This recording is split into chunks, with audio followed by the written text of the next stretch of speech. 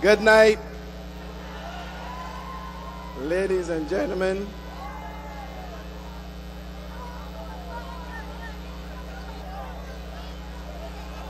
Honey, I feel that, seriously, I really believe that we may need to contact the Prime Minister urgently to ask him to put the security establishment on notice, because somehow or the other, 1 million Dems turn up in Independence Square tonight.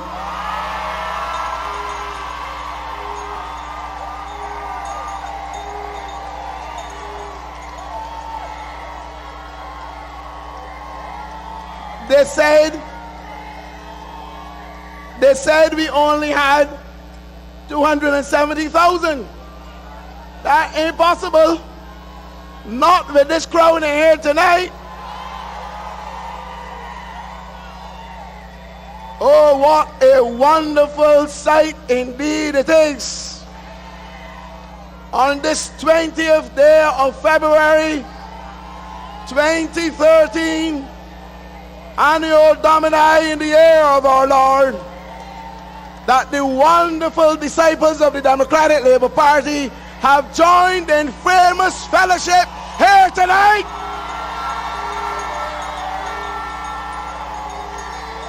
Oh, how sweet it is.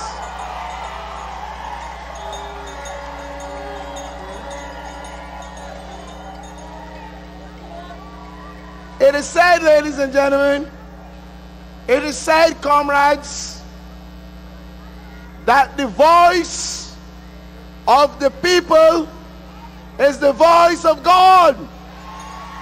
I believe God is speaking to us tonight. I believe He's here. And He will speak tomorrow. Because that which is righteous and good, that which can be held up to scrutiny, not only in the membership of the Democratic Labour Party's fantastic team here tonight, but also in our honest, decent, respectable Prime Minister and leader friend as Stuart deserve another term in office.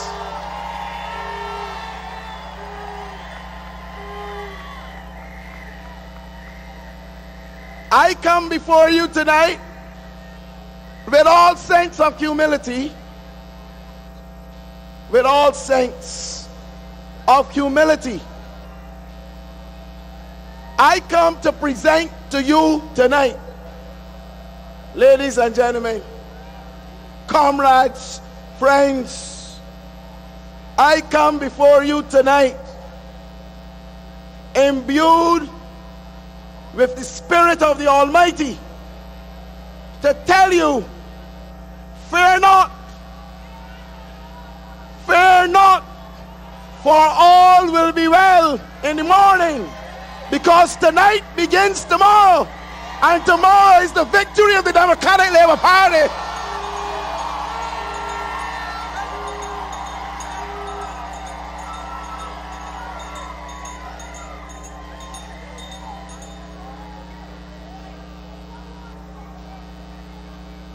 We are in a political court tonight.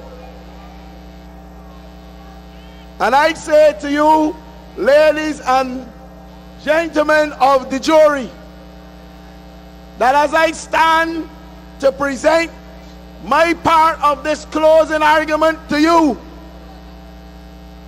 that the Democratic Labour Party stood on the dock for more than 2 years, particularly after the passing of David Thompson, whom we remember tonight, as we did 5 years ago on January 14th, when he spoke from this spot and asked you to put the Democratic Labour Party in office to restore integrity to this country, to restore good management to this country.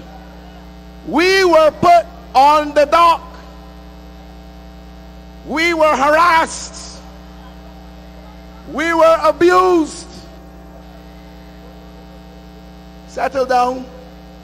Settle down. We were abused and harassed. We were cursed, undermined, berated.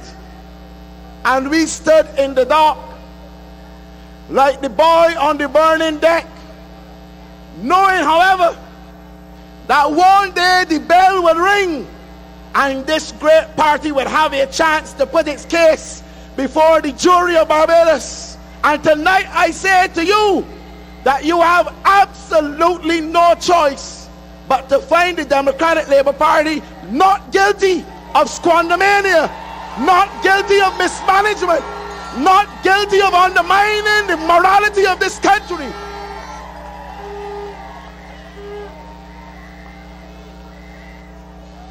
That is what we have done. And how have we done it? We have not done it with fanfare. We have not done it with lies. We have not done it with long talk and old talk. We have done it by dint of hard work, getting up every day, praying to the Lord Almighty, and working on behalf of the people of Barbados to ensure that we kept the country stable.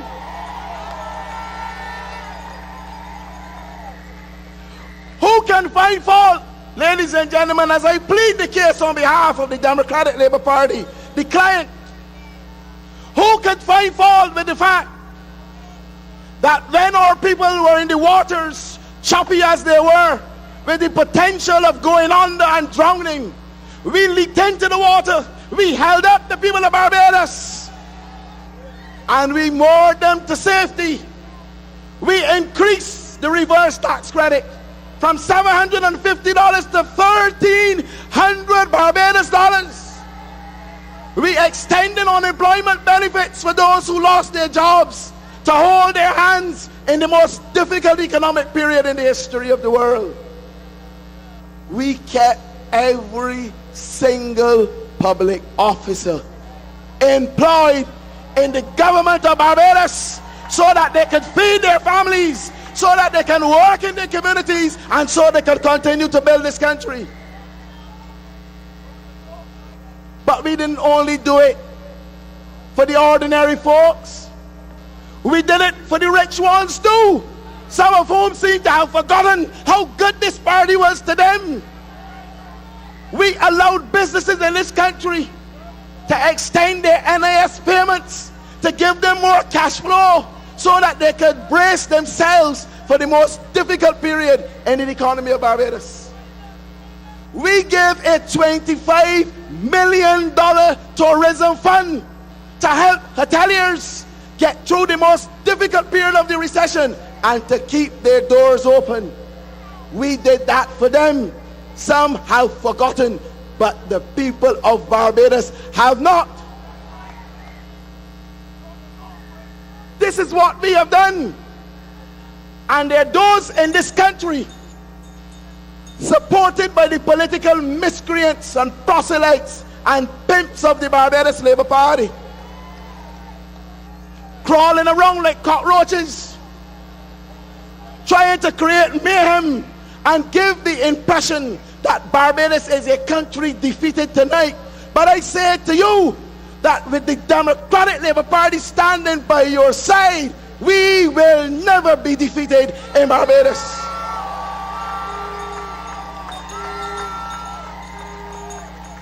While many have fallen, oh yes, many have fallen by the wayside.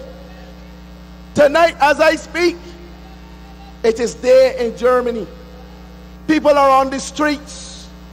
They are marching. In Greece, people are rioting. Why? Because their benefits are gone. Their pensions are cut. Their salaries are cut. Their jobs are gone. Their youth are unemployed to the extent of 50%. In the Caribbean, unfortunately, many of our brothers and sisters have fallen by the wayside of this recession. Belize has defaulted on its loan. Barbados has never defaulted on any loan. Even in the worst conditions, we pay our due, we pay our debts, we pay our way in this international society. Grenada defaulted on its debt. Its government shut down. Its parliament could not meet. Our parliament met every day of the life of this administration and more, working on behalf of the people. The great Trinidad and Tobago, with all of its resources in oil, with its great manufacturing sector. Trinidad and Tobago was in recession for 4 straight years of negative growth. Barbados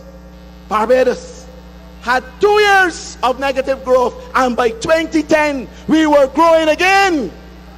That is what the Democratic Labour Party has done for you and for Barbados. But I say to you tonight, folks,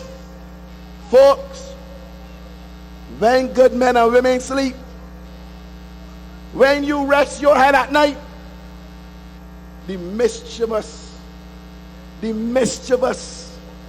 cockroaches are crawling all over your place, trying to create mayhem in Barbados, just to return Lord Voldemort of Harry Potter and the Deathly Hallows, also known as Owen Arthur, back to government. I ask you tonight, what does Arthur want? He had 14 years of government, more money than any prime minister in the history of Barbados, wasted all of it, feted his friends, sold the land to those from abroad, and now he is crawling back, all 16 legs of him, back into government. I am telling you, we must crush that little centipede called Owen Arthur, because when a centipede is small and you ignore him, when he is small, he runs from you, but when he gets big, you run from him. Ladies and gentlemen, we have to crush him tomorrow with our axes and X him out of Barbados' political life once and for all.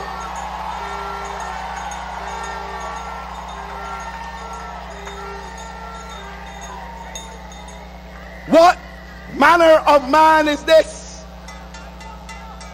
To bring proposals to you,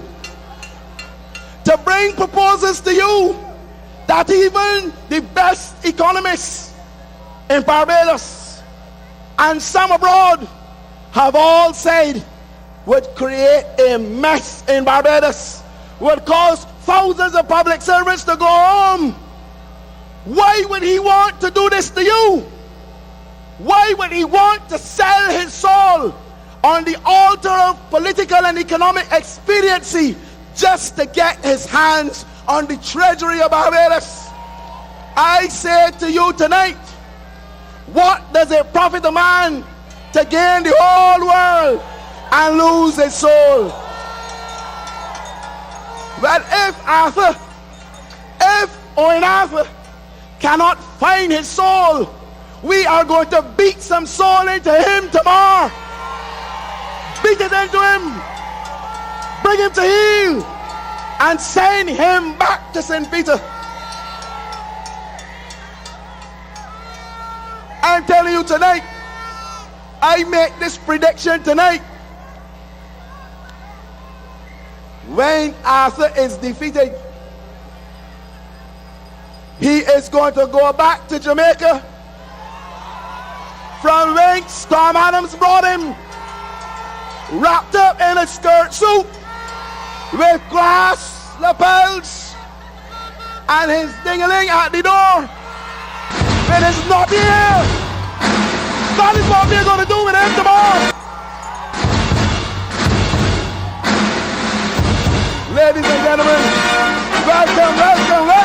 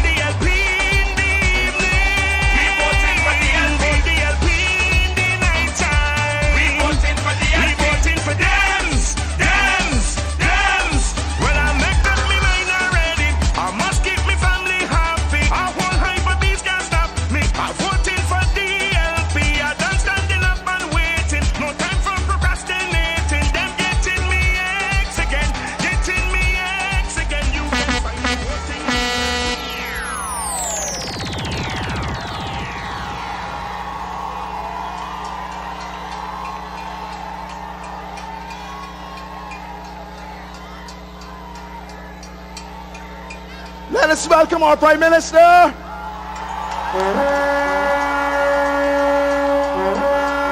In whom we are well pleased.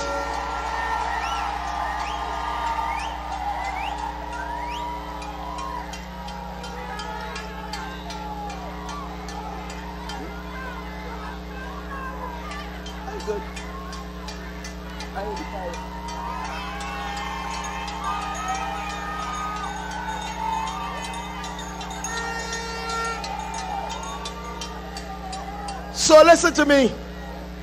Listen to me carefully. Listen to me carefully. You have a job to do tomorrow. It is very simple. It is very simple, but yet it can be pretty complicated. And I want to say to you tonight why you should do that job tomorrow. You need to do that job because in this wonderful document, which has now been declared as a New York Times bestseller, even though we didn't sell it, this is now the most sought after document in Barbados. We have laid out a program of progress for you in this document. This is not a document of smoke and mirrors. This is not a document of false promises and ridiculous giveaways. This is a document of responsibility to keep our economy stable, to protect our foreign reserves so that you will have money to get the things you need to get that are important: food and shelter and oil. This is a document to help us bring our fiscal deficit down and to manage through these difficult times as the world continues to contort and recession continues to permeate the body economic of the world. We don't have time to fool around. Barbados is too small, too sensitive, too delicate to take chances with our economy. And I say to you tonight that as we push forward our program for renewable energy, whether it is through agriculture with Dr. Heswick, in the multi-factory option, whether it's through photovoltaic panels, whether it's through biogas or biodiesel, we have a plan to bring down costs in Barbados of production and consumption so that you can have a better life under the Democratic Labour Party. Imagine it, that in 5 years, you would have heard it from Michael Ashley, we built more houses in 5 years than the bees built in 15. Imagine that. We repaved more roads in 5 years than they did in 14. Imagine that. We transferred more title and tenantry land in 4 years than they did in 14. And for all of you living in housing areas, for all of you living in housing areas who have got into the 20 years, thank God Almighty, you now have your houses a piece of the rock to call your own. So who should be condemned? Who should be condemned to hang in this mighty political prison? Who should be condemned to hang? Those who were given a little and made a lot of it, or those who had a lot and did very little for the masses of people of Barbados? I said the wrong client is in the dock. The Democratic Labour Party is not here to defend any wrong.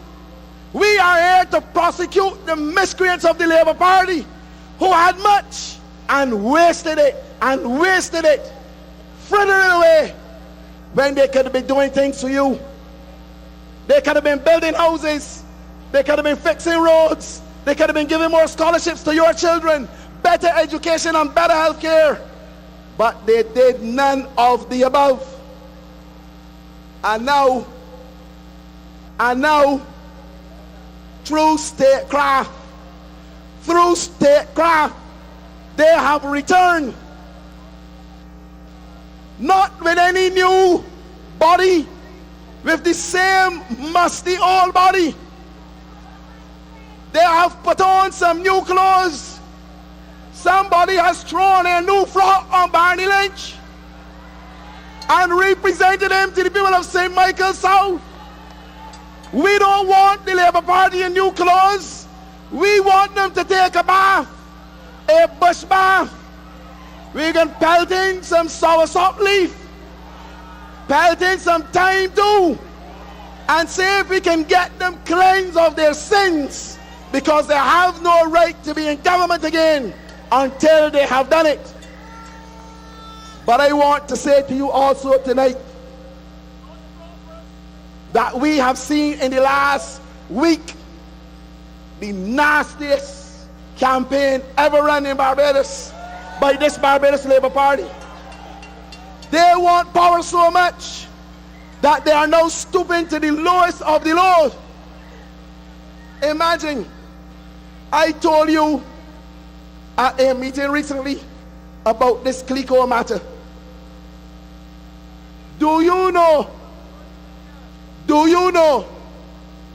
that the executive of the Policyholders Association, 2 senior members, admitted that they met in a secret room with Arthur to work out a plan for them to get their money at the expense of all of the rest of you? It has never happened in Barbados where an association, a national association, can meet with an opposition party to come up with a plan and not discuss it with the rest of Barbados. And they say the opposition got the plan that they recommended and they are going with the opposition. I say to you tonight, be very vigilant. I will show you the extent to which some have gone to corrupt politics in Barbados. They took out of our manifesto, and our lawyers are looking at this, a page of our manifesto, and inserted words that are not there, that the Democratic Labour Party is going to remove all the boys from off the blocks if it retains government. Now that is a very wicked and sinister thing, because nowhere in our manifesto does it say this. This is what they're passing out in Christchurch East Central and Christchurch East and other parts of Barbados. I understand. I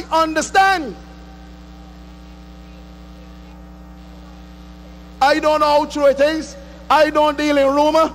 I heard it. It went through one ear and it came out the other ear. But while it was passing through, little bits stick on. And I understand there are operatives of the Labour Party who have secreted stuff that they intend to hand out tomorrow. They intend to hand out some little stuff in white bags. Be very vigilant. Understand what you are dealing with. They will go to any extent to get their hands on government. And I prove it a second way. Can you imagine that there is a letter going around from the Barbados Football Association? It up there, like a, wait, but the fella behind there very quick. And it says, President, Secretary, Member Clubs, Barbados Football Association. It is on there like a head.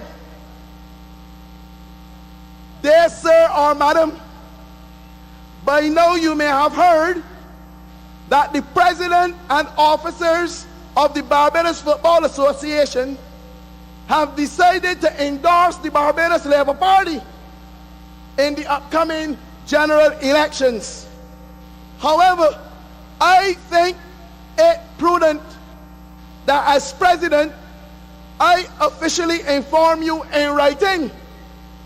We believe that the information exposed on the platform so far will be more beneficial to us as a national organization, and we shall support them with our numbers. You imagine that?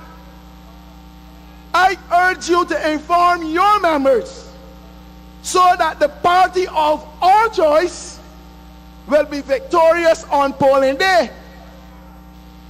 It is also significant to note that members of the Barbados Labour Party have experience in organizing soccer tournaments. Do you remember who is the partner with Randy Harris, the president of the Football Association, in organizing football?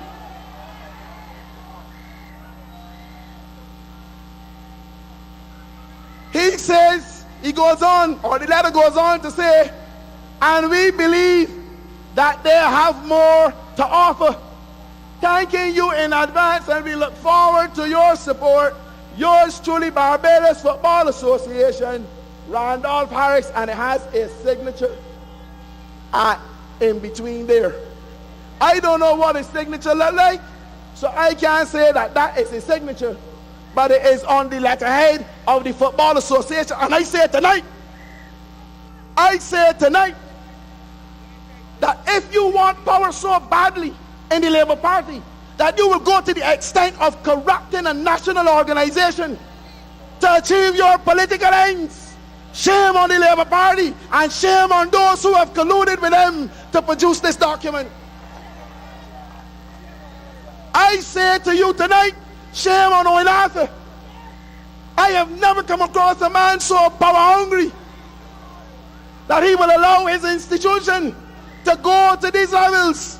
Look, Ronald Jones was president of the BFA and a member of the DLP, and never once had Ronald Jones, honorable man that he is, ever corrupted his institution to achieve political ends.